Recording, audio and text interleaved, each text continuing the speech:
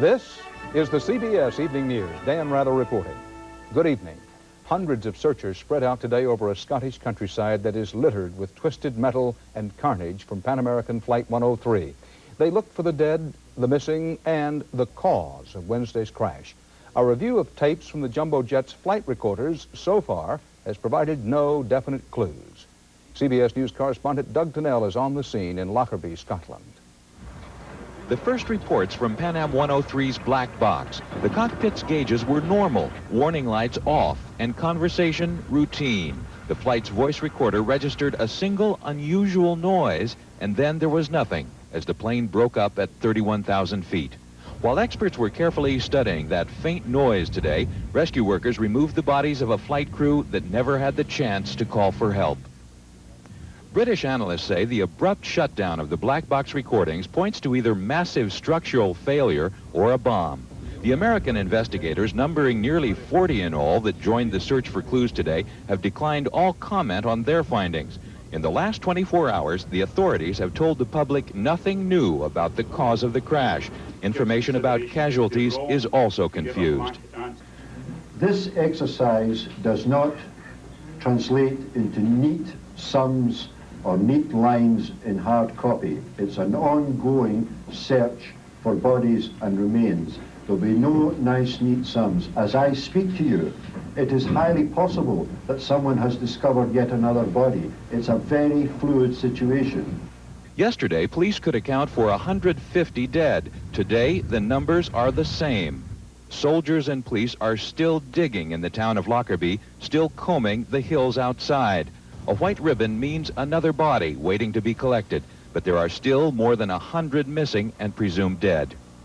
The search for the missing has turned into a major military-style operation, with troops, police, and volunteers scouring far more territory than anybody thought would be necessary only a day ago. It's out here, miles from the center of destruction, where a pattern of wreckage may well be emerging. In a direct line from the radar beacon 18 miles east of Lockerbie, sections of the cargo bays in one area, suitcases, backpacks, and personal belongings in another. The investigation of the position and condition of wreckage here has not even begun in earnest. People hoped the black boxes would answer all the questions about PanAm 103, but today the indications are it may not be that easy. Doug Tennell, CBS News, Lockerbie, Scotland. Police in Finland today followed up on the telephone threat that preceded the Pan Am crash. The trail led to the man who allegedly made the call. CBS News Pentagon correspondent David Martin reports. That anonymous phone call to the U.S. Embassy in Helsinki, Finland, which just yesterday seemed such a promising lead, appears in the words of one U.S. official to have washed out. The caller said a bomb would be unwittingly carried aboard a Pan Am plane by a Finnish woman, and indeed a woman of Finnish descent, 26-year-old Maria Majula, died in the crash.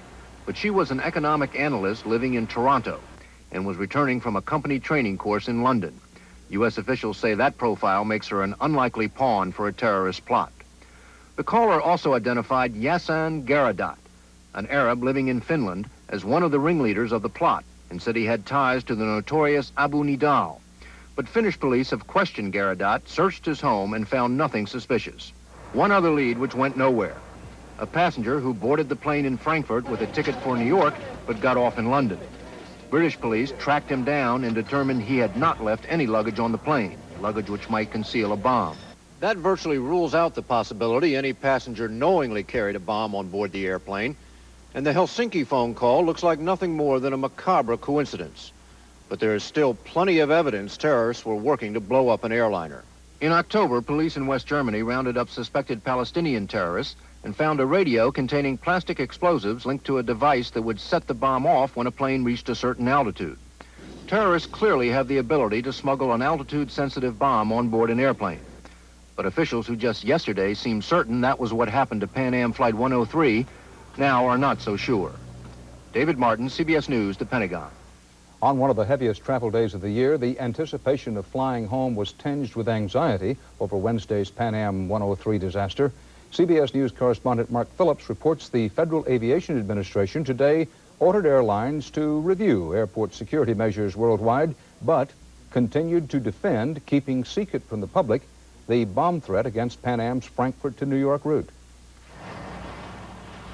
Whatever the crash investigation turns up, the Federal Aviation Administration isn't taking any chances. It's issued another security alert to airlines and airports here and overseas.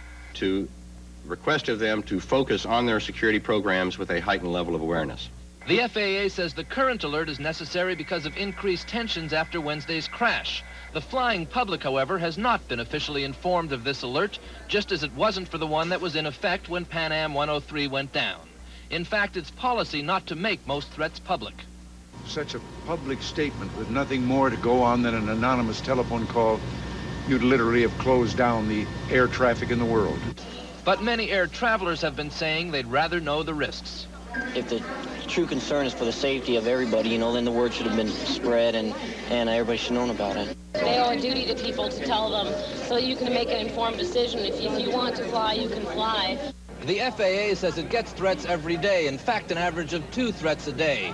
Part of its job is filtering the real threats from the hoaxes. And there's another disturbing fact. Of those terrorist acts that do actually happen, very few are preceded by a threat. Yet even as the investigation continues, the FAA is already asking some hard questions about security. If, in fact, an explosive device was there, naturally it shows that there was some opportunity window, some door was open in that system. A door the FAA wants to close. It's testing machines in San Francisco that use new technology to detect plastic explosives in luggage. It's difficult to tell whether a shape in an X-ray picture is a block of explosive or a block of cheese. Another company in Boston is working on a device that actually sniffs out non-metallic bombs which passengers might be carrying. Just the suggestion that a terrorist bomb caused the PanAm crash may speed the development of these machines and make such attacks more difficult in the future, whether the public is aware of the threats or not. Mark Phillips, CBS News, Washington.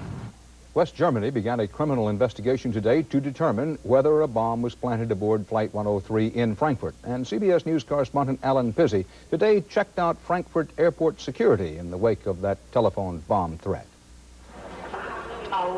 The FAA says it did respond to the threat, that security was stepped up at Frankfurt Airport.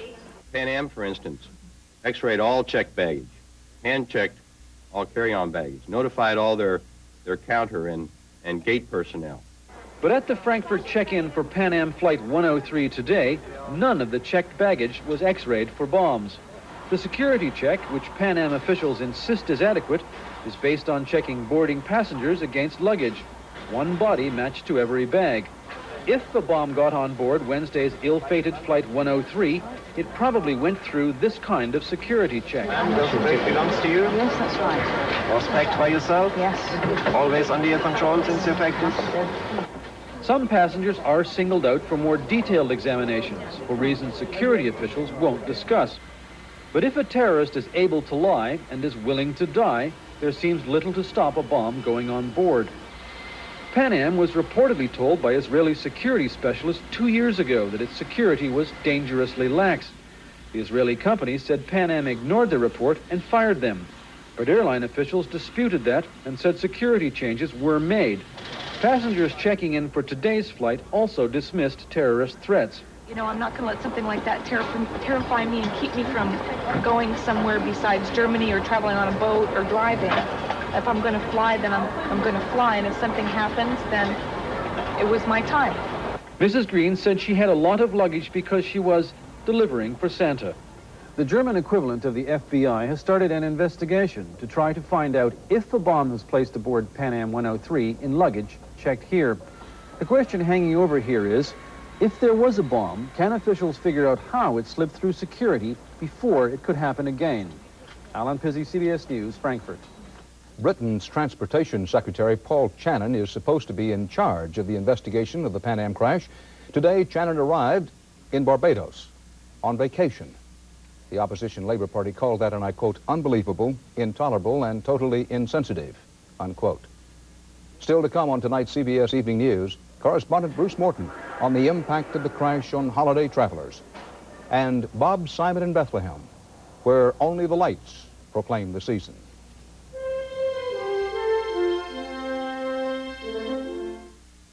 Make me rich, you say? $10 million rich? How about this January? Nation's airlines expected 22 million holiday travelers between the middle of December and January 2nd. It's a different crowd than the business passengers who make up the bulk of airline business the year round. More college students and service personnel, more children this time of year. What effect did this week's tragedy have at the nation's airports? Bruce Morton looked into that. You call me, let me know when your flight gets in, okay? Okay. Christmas time is travel time. At airports all over the country today, people were getting on planes or waiting to get on planes,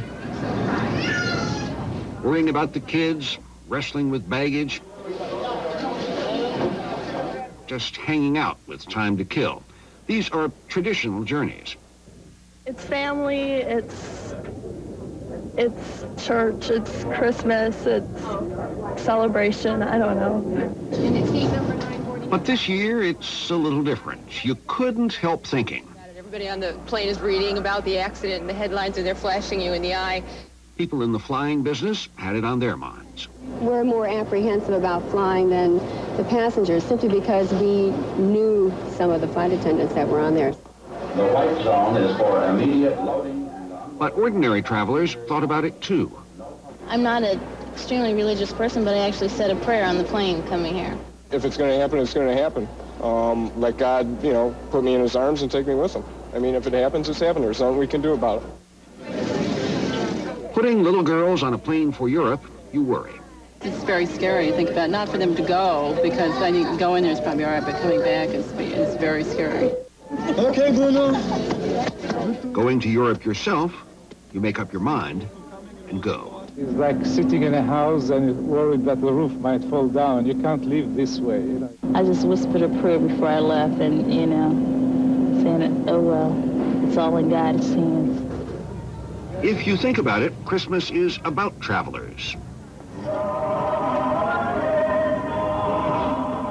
Joseph and Mary traveling, the three kings following a star. Their travels ended in a miracle. Americans are traveling this weekend a little nervously, a little more prayerfully than usual. Christmas travelers seeking not miracles, but the gifts of friends and family, the gifts of comfort and of joy.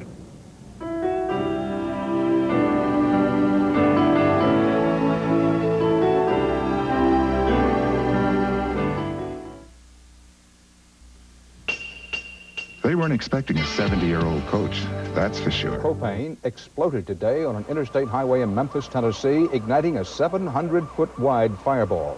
Authorities said at least 6 people died as flames engulfed houses and cars. 2 children were killed when the blast hurled the tanker 125 yards into a house. A dozen people were injured, 8 of them critically. A fire department spokesman said the tanker skidded off an exit on the interstate and burned. Officials said 4 of the dead, including the truck driver, were killed on the highway. Christmas will be different this year in Kenosha, Wisconsin. There's disagreement between management and labor over what kind of commitment Chrysler made when it acquired the American Motors Corporation and its Kenosha plant last year. But there is no disagreement that this Christmas and the days and years to follow will be different. Gary Reeves explains. There was no official celebration when the last car rolled off the assembly line here, just a few souvenir photos in these home movies. But this is not just the end for the nation's oldest car factory. For Kenosha, it's the end of a way of life. Yeah, there was a lot of tears in there. There was a lot of tears in the plant. The first car rolled off the line here in 1902, and by the time Hudson merged with Nash to form American Motors, the nation knew Kenosha as Rambler City. At its peak, it built 300,000 cars a year. The cars have changed, the buildings have not. Chrysler says this plant is a victim of simple economic reality. The company needed to close a plant somewhere, and it made the most sense to close the oldest one. It's our jobs and our cars. Used to be our company. All that's gone. The closing doesn't make much sense to workers like Wally Andragan, who worked here for 19 years and helped keep the old factory at the top of Chrysler's quality ratings. No matter what they say about the American cars, I'm proud of the ones that we put out. But building Chrysler's best cars wasn't enough to save the Kenosha plant. Being the best and not being employed, I don't feel too good. For Elmore Horn, the job ended just when he needs it most. His wife is expecting a baby any day now, and his 2 children are expecting the kind of Christmas this family can no longer afford. Don't mention Christmas.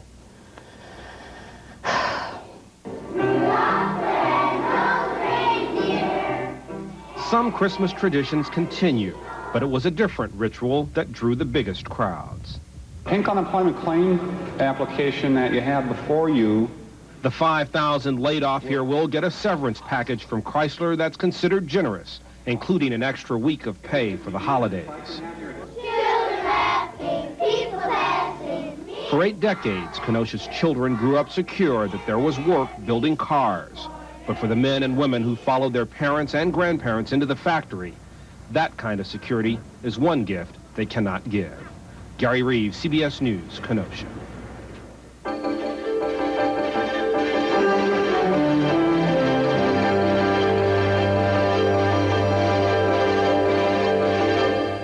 Chairman Yasser Arafat at the Vatican today. The Pope told Arafat that both Palestinians and Israelis have a, quote, fundamental right to their own homelands. And John Paul said he hopes both sides will soon begin negotiations that will lead to peace in the Middle East. There is little peace between Israelis and Palestinians on the West Bank. In Bethlehem, the mayor has called off town-sponsored Christmas celebrations in sympathy with the year-long Arab uprising. CBS News correspondent Bob Simon reports tonight from the land where Christmas began. Christmas processions in the Holy Land lead to the graveyard this year as the Christian families of fallen Palestinians honor the tombs of their sons. It is a time of lamentation of faces which banish all smiles. Religion and revolution have become indistinguishable in the minds of people here.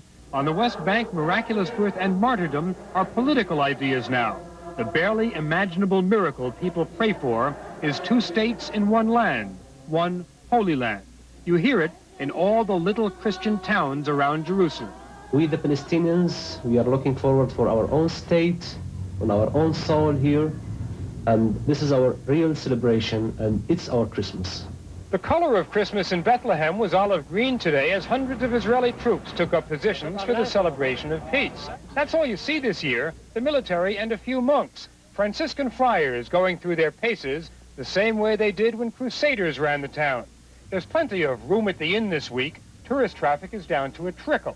The Christians tried to cancel Christmas this year, but the Israelis wouldn't let them. Here in Bethlehem's Manger Square, the Christians insisted no parties, no parades, no Christmas tree decorations. The Israelis decorated the tree themselves and put troops all around it to make sure the Christians wouldn't tear down the lights. If we want to celebrate, we must be happy inside, but we have sadness inside in our hearts. Around the corner from Manger Square, Mrs. Lenka Hasbun, born in Czechoslovakia, comforts her 3 children. Her husband, their father, an economics professor, was placed in a detention camp last October. I suppose that they will let some prisoners to go home because of the Christmas. But you see, I am still alone. But if Christians here believe these are extraordinary times, the Israelis want to prove just the opposite. The road to Bethlehem was decorated with 1,000 lights tonight, put up by the Israeli authorities. The message? Most everything is under control. And Merry Christmas. Bob Simon, CBS News, Bethlehem. American journalist Terry Anderson is about to spend his 4th Christmas as a hostage in Lebanon. Today, several Beirut newspapers published an open letter from his sister, Peggy Say. She pleads with Anderson's pro-Iranian kidnappers to release him and other foreign hostages. But Peggy Say admits that she has little hope anyone will be freed during the holidays.